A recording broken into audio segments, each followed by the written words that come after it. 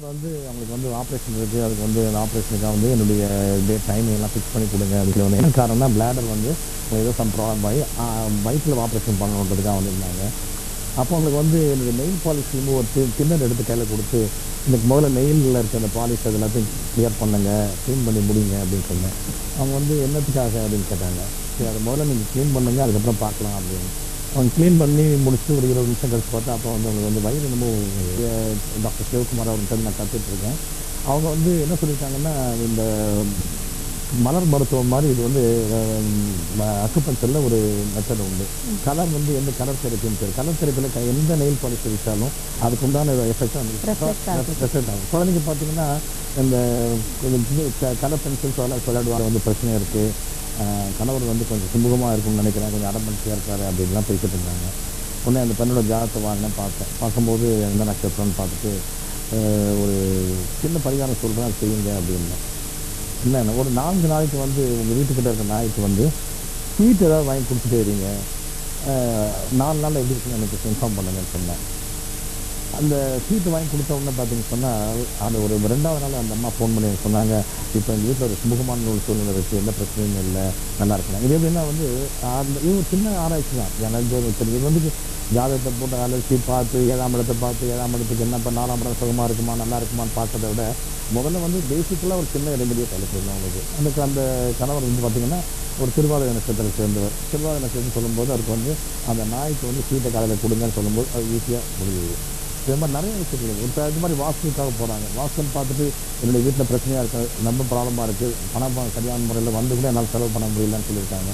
அங்கே போய் பார்க்கும்போது ஜாதக பிரகாரம் அந்த வீட்டில் நல்லா இருக்குது எல்லாமே. ஆனால் அவருடைய வீட்டுக்கு எதிர்த்தால பார்த்தீங்கன்னா அரச மரம் இருக்குது, அதுக்குள்ள ஒரு விநாயகர் இருக்கார். நான் சொன்னேன் அடிக்கடி தினசரி விநாயகருக்கு தான் போக மாட்டேன் சார். அவருக்கும் இந்த அரச மரத்துக்கு ஒத்து போகாது. ஒத்து போகாமல் இருக்கக்கூடிய காலகட்டங்களில் அவர் இந்த அரச மரத்தை சுற்றி வந்து இன்னும் கொஞ்சம் பிரச்சனை தான் அதிகம் பண்ணிட்டு.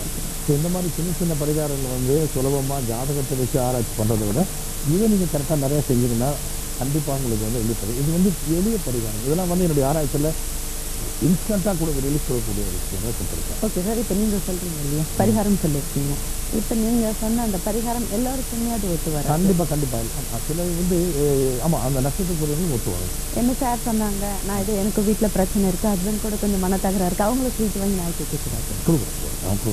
அந்த நட்சத்திரம் அவங்களுக்கு பொருந்துன்னா அந்த நட்சத்திரத்துக்கு சம்மந்தப்பட்டவங்க அது மாதிரி ஒருத்தருக்கு வந்து நாய் அப்படின்னா இன்னொருத்தருக்கு வேறு விதமான பரிகாரம், சின்ன பரிகாரங்கள், எளிய பரிகாரங்கள் இருக்கும். அந்த எளிய பரிகாரங்கள் நிறைய கொடுக்கலாம் அவங்க. ஓகே சார், இப்படி உங்களுடைய பரிகாரம் தெரிஞ்சுக்கணும் அப்படின்னா உங்களுக்கு எப்படி சொல்லுங்க அணுகலாம்? எனக்கு என்னுடைய பர்சனல் நம்பருக்கு ஃபோன் பண்ணிவிட்டு அப்பாயின்மெண்ட் ஃபிக்ஸ் பண்ணிவிட்டு வந்தாங்கன்னா நான் கண்டிப்பாக வந்து பார்க்கலாம். உங்களுடைய அப்பாயின்மெண்ட் டைம் என்ன சார்? டைம் வந்து மார்னிங் 10 to 1, ஈவினிங் வந்து அதே மாதிரி 5 to 7. வெளியூரில் எல்லாம் போகாமல் இருந்தோன்னா சென்னை மேரேஜ் ஆமாம் ரொம்ப டிலே ஆகுது, தள்ளி போட்டுட்டு இருக்காங்க, அப்படி ஒரு விஷயத்துக்கு பண்ணுவாங்க. அதே மாதிரி குழந்தைகள் இல்லை, அந்த பாக்கியம் இல்லை அப்படின்னாலும் பண்ணுவாங்க.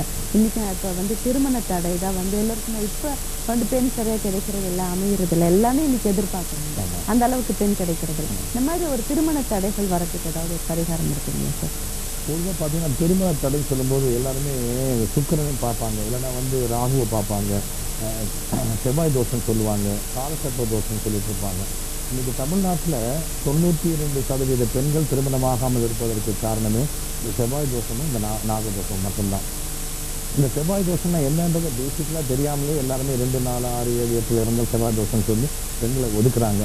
ஆனால் பல பெண்களுடைய வாழ்க்கையை வந்து இந்த ஜாதகத்துக்கு அந்த செவ்வாய் தோஷங்களை பையன் வந்து பிறந்துவான்னு சொல்லி உறுதி வச்சுட்டு பின்னாடி அந்த பெண்கள் வந்து கஷ்டப்படுறதை நான் பார்க்குறேன். இதில் முக்கியமான விஷயம் என்னென்னு சொன்னால் ஒரு பேசிக்கான இதை செஞ்சாலே நீங்கள் பல பெண்கள் திருமணம்.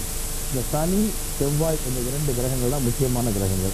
இந்த சனியும் செவ்வாயும் எந்த ஒரு ஜாதகத்தில் ஒன்றாக இருந்தாலோ அல்லது ஒருவர் பார்வை இருந்தாலோ, அதாவது செவ்வாய் 4ஆம் பார்வையாக சனி பகவானையும் சனி பகவான் 10ஆம் பார்வையாக செவ்வாயும் பார்த்தாலோ இல்லை எதுவும் சமசப்தத்தில் ஏகத்தில் இருந்தாலோ அப்படிப்பட்ட ஜாதகங்கள் உள்ளவங்களுக்கு முதல்ல வந்து பரிகாரம் செஞ்சால் திருமண தடையில்லை. இது வந்து உண்மையிலே எப்படின்னா பாலவிஷ்ண தோஷம் அப்படின்னு ஒன்று உண்டு. 12 வயசுக்கு உள்ளே இருக்கிறவங்களுக்கு அது பிரச்சனைகள் வரும்னு. ஆனால் மக்கள் என்ன பண்ணுறாங்கன்னா 10 வருஷத்துக்கு அப்புறம் தான் நாங்கள் ஜாதகம் எழுதுவோம்பாங்க, இல்லைன்னா கல்யாண வயசு வரும்போது தான் ஜாதகத்தை எடுக்கிறேன்பாங்க. சில பேர் வந்து திருமணமாகி பிரச்சனை ஆனதுக்கப்புறம் தான் ஜாதகத்தை எடுக்கிறாங்க. அந்த மாதிரி இல்லாமல் குழந்தை பிறந்து ஒரு 1-2 வருடங்களில் ஜாதகங்களை எடுத்து அந்த ஜாதகத்தை வந்து ஆராய்ச்சி பண்ணாலே இந்த சனி செவ்வாயினால் உள்ள பிரச்சனைகளை தீர்த்தால் உடனடியாக அதுக்குண்டான தீர்வு கிடைக்கும். திருமண தடை என்பது ரொம்ப ரொம்ப சீக்கிரமாக கிடைக்கும். ஓகே சார், இப்போ சனி செவ்வாய் பூஜைகள் அந்த மாதிரி பண்ணுறாங்க. இதெல்லாம் பண்ண கூட நிவர்த்தி ஆகுதில்லை. பேசிக்கலாக இந்த சனி செவ்வாய் பார்வையில் என்னத்தாலும் தெரியணும். இந்த தாம்பத்தியம் என்பது ஒரு கணவன் மனைவிக்குள் சனிக்கிழமை செவ்வாய்க்கிழமை அமாவாசை ஆகிய நாள்களில் நிகழ்ந்தால் முக்கியமாக அந்த கரு உருவாகும் பொழுது இந்த சனி செவ்வாய் சேர்ந்து இருக்கும், அதாவது சனி செவ்வாய் பார்வையோடு இருக்கும். இதுக்கு மூதாதையர் வழி வந்து தோஷமும் ஒரு காரணமாக இருக்கும். இதுக்கு நம்முடைய மூதாதையர்கள் மிக அழகாக எளிய பரிகாரத்தை தெளிவுபடுத்தாங்க. நிறைய பேர் வந்து பரிகாரமே இல்லைன்னு ஒரு வாதாடினார். என்னென்னா எந்த பழையமையான நூல்கள் இல்லை, இப்போலாம் பரிகாரங்கள்லாம் வந்து வியாபார நோக்கத்திற்காக வந்திருக்கின்றது. அதை ஒளிபரப்பாச்சு. என்னை பொறுத்தவரையில் பூர்வப்பராச்சரியம், ஜாதக அலங்காரம் நிறைய புத்தகங்கள் இருக்குது. அது மாதிரி பழமையான குமாரசாமியம் இந்த மாதிரி புத்தகங்களை பார்த்தீங்கன்னா நன்கு ஆராய்ச்சி செய்து பார்த்தால் அதில் எவ்வளோ பரிகாரங்கள் இருக்குன்றதை கண்டுபிடிக்கலாம். அதே மாதிரி இந்த சனி செவ்வாய்க்கு நம்முடைய மூதாதையர் செய்து கொடுத்த பெரிய பரிகாரம் என்னன்னா, திருச்செந்தூர் அருள்மிகு திருச்செந்தூர் சுப்பிரமணிய சாமி கோயிலில் தவிட்டுக்கு குழந்தை கொடுத்து வாங்குறது ஒரு மெத்தடு உண்டு. அதாவது தவிடு கருப்பத்துக்கு குழந்தை கொடுத்துட்டு கோயிலுக்கு கொடுத்துட்டு அங்கேருந்து தட்டி எடுக்கிறதுன்னு ஒரு முறை உண்டு. அது இன்னமும் இந்த தொடர்புக்கு நடந்துகிட்டே இருக்குது. திருநெல்வேலி மதுரை மாவட்டத்தை சேர்ந்தவர்களுக்கு அது நன்றாக தெரியும்.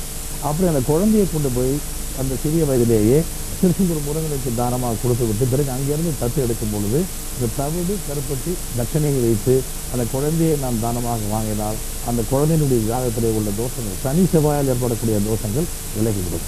இந்த வயசில் 22 வயசு ஆகிடுச்சு சார் என்னுடைய பொண்ணுக்கு, நான் என்ன பண்ணுறதுன்னு கேட்டால் திருமணமாகாத வரை இருந்தாலும் பரவாயில்லை, அந்த குழந்தையை திருச்செந்தூர் அருள்மிகு சுப்பிரமணிய சாமி கோயிலிலே சென்று நீங்கள் அந்த குழந்தையை கொடுத்து வாங்கலாம். இது வந்து ஏன்னா திருச்செந்தூர் முருகன் வந்து புத்திரக்காரகன்றது ஒரு முதல் காரணம். அந்த முருகனுடைய சன்னிதானத்தில் செய்யக்கூடிய காரியங்கள் எந்த விதத்தில் நிச்சயமாக உங்கள் திருமண தடையை நீக்கும்.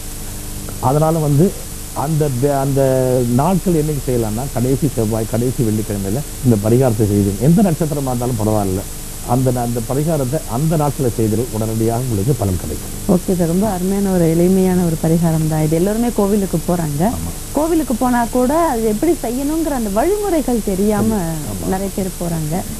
அதற்குண்டான ஒரு நல்ல வழியும் சொல்லியிருக்கீங்க சார். இந்த திருமண தடைக்கு இந்த சனியின் செவ்வாய் தான் காரணங்களா, இல்லை வேறு ஏதாவது காரணம் இருக்குமா சார் தடைக்கு? பேசிக்கலாக பார்த்தீங்கன்னா சனி செவ்வாய் மட்டும் இல்லை, சுக்கிரன் அப்படின்ற கிரகம் ஒன்று இருக்குது. அந்த சுக்கிரன்றது வந்து கலப்பரக்காரகன் பேர். அந்த சுக்கிரன் வந்து 6, 8, 12 ஆகிய இடங்களில் இருந்தால் கண்டிப்பாக திருமண தடை உண்டாகும். லக்னத்துக்கு அதிபதியும் 7ஆம் அதிபதியும் 6, 8, 12 இருந்தாலும் வந்து திருமண தடை உருவாகும். அதை விட முக்கியமான விஷயம், நிறைய பேர் ஜாதகத்தில் ஏமாந்து போகும். நிறைய என்கிட்ட ஒருத்தர் வரவங்களாம் 10 லட்சம் செலவு பண்ணேன், 12 லட்சம் செலவு பண்ணேங்கிறாங்க. இதை கண்டிப்பாக நோட் பண்ணிப்போம். என்னுடைய ஆராய்ச்சியில் மிக தெளிவான ஒரு விஷயம், சுக்கிரன் என்கின்ற கிரகம் கிருத்திகை, திருவாதிரை, மூலம், கேட்டை, கிருத்திகை, திருவாதிரை, மூலம், கேட்டை இந்த 4 நட்சத்திரத்தில் அந்த சுக்கிரன் கிரகம் ஒரு ஜாதகத்தில் இருந்தால் திருமணம் என்பதே கேள்விக்குறிதான். அதையும் மீறி திருமணம் நடந்துவிட்டு